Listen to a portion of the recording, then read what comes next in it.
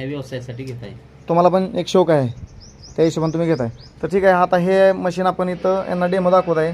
तर इथून आता इकडे मेन पिन लावलेलं आहे पण इथं बॉक्सला. तर इथं आपण बघू शकता, इथं टेम्परेचर सध्याचं टेम्परेचर आहे मशीनमध्ये 37.9.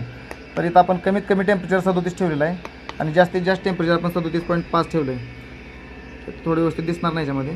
तर हा टायमर आपण तिथं यांना अटॅच करून दिलेला आहे.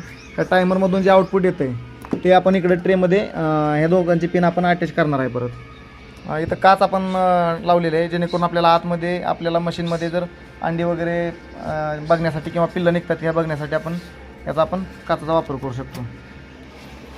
तर आतमध्ये आपण इथं त्यांना भांडं बसवून दिलं आहे, याच्यामध्ये ते पाणी ठेवू शकतात. जवळपास अर्धा लिटर पाणी याच्यामध्ये बसते. 100 वॅटचा किंवा 60 वॅटचा असा काचेचा बल्ब लावायचा आहे.